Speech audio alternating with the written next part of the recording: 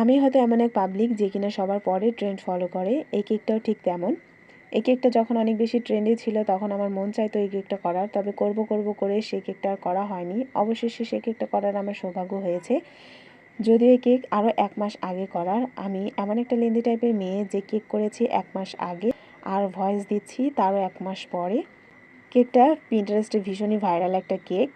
আর কেকটা মূলত ফন্ডেন্ট দিয়েই কাজ করতে হয়, তবে অনেকেই আছে ফন্ডেন্ট দিয়ে কাজ করতে চায় না, তাদের ক্ষেত্রে বিকল্প হিসেবে এই হুইপ ক্রিম দিয়েও কিন্তু এই কেকটা খুব সুন্দরভাবে ডেকোরেশন করা যায়।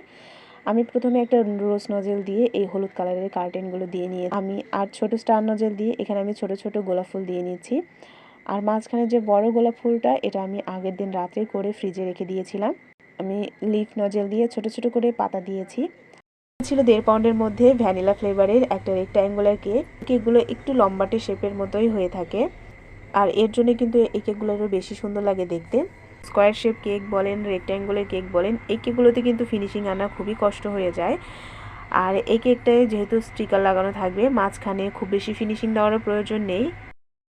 আমি কিভাবে ডেকোরেশন করেছি হয়তো আপনারা এখানে দেখেই বুঝে নিতে পারছেন।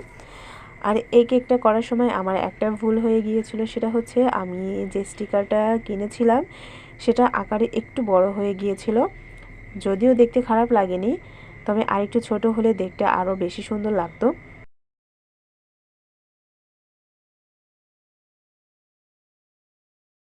এই কেকগুলো কিন্তু ভীষণই সিম্পল, কিন্তু দেখতে অনেক বেশি সুন্দর লাগে। আর এখন এই কেকগুলো কিন্তু সবাই অনেক বেশি পছন্দ করে। তো আমার আজকের কেকটা আপনাদের কেমন লেগেছে অবশ্যই কিন্তু কমেন্ট করে জানাবেন। আর কেকের বেসের রেসিপি যদি আপনারা দেখতে চান অবশ্যই সেটাও কমেন্ট করে জানাবেন, আমি পরবর্তীতে ভিডিও আপলোড করে দিব।